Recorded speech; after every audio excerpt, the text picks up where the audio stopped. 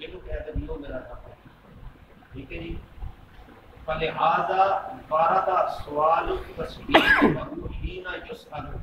فرمایا کہ وہ جدوں سوال ان کرتے ہیں کہ وہ دے واسطے ثابت قدم رہن دی دعا منگنی چاہیے.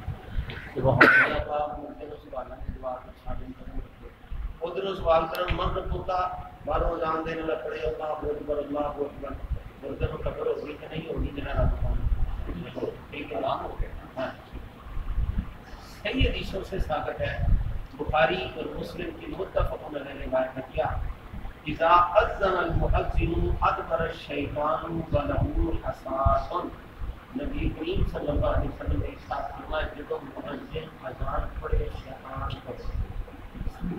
مؤذن دفن کرو کہ شیطان کہتا ہے بندہ مومن قبر کے اذان پڑھ چھڑے تو شیطان اٹھی توڑ جاتا کہتا ہے یہ اصل تلقین دی بس یہ اذان پڑھ جس کے بعد ہے شیخ بات کر دیا. سنیے حضرت صاحب بن معاذ رضی اللہ تعالیٰ آپ جب دفن کر دیتا حضور قبر پہ آئے صحابہ کرام دیر تک سبحان اللہ اللہ اکبر پڑھتے رہے. صحابہ نے حضور کو پوچھا لقد قضا يتعالى هذا الرجل الصالح قدره حتى فرج الله تعالی عنه. مشکات شریف اور مسند امام احمد کی روایت ہے. صحابہ نے کیا آتا ہے تکبیر کے سبحان اللہ کی کو سنا دعا کس واسطے. نبی پاک صلی اللہ علیہ وسلم نے فرمایا تحقیق میں اس بندے کی قبر تنگ ہوئی اللہ رب العزت نے اس ذکر کی بدولت اس بندے کے قبر کشایا. سبحان اللہ. جب بندہ اذان پڑھے گا اذان دعا کی اذان ذکر کی اذان ندا ایک تینوں چیز اس واسطے کہتے ہیں بھی اگر جی میلاد النبی عید ہے تو عید کی اذان کتنے ہے عید کی جماعت کتنے ہے. ہر عید کی ہر جماعت کی اذان بھی نہیں ہوتی. ٹھیک ہے جی. اور پھر یہ مثال میں جانتے ہیں جب بارش ہوتی ہے میرے بابو علیہ السلام کے سامنے بارش اتنی ہو گئی کہ نقصان بھی ہونے لگ پڑے. اذان پڑھو اللہ کی برکت بارش نہ بھی ہو گئی بڑی سخت ضرورت ہو گئی اذان پڑھو اللہ تعالیٰ کی برکت. سبحان اللہ. بجلی کڑک رہی ہو گئی تو کوئی بندہ ڈر پہ جائے تو ادھر ڈگ نہ جائے ڈھول نہ ڈگ جائے سارے طرح ڈگ جائے اتنی کڑک ہو گئی اذان پڑھو اللہ کی برکت. سبحان اللہ. سفر جو پریشان ہو گئے اذان پڑھو اللہ تعالیٰ برکت. سبحان. تسی کسی بیمار ہو دیکھ کے اذان پڑھو اللہ اس بیماری کو تھوڑی بچا دے.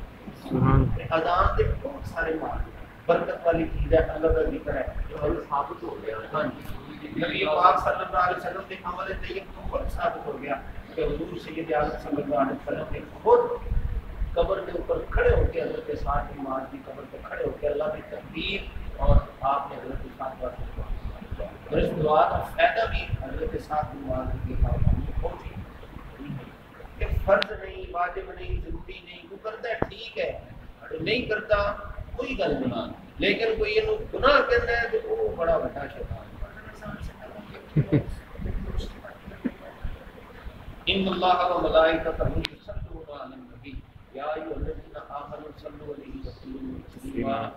اس آیت کے اندر اللہ نے درود پاک کو فرمایا لیکن وقت کا کوئی تاکید نہیں.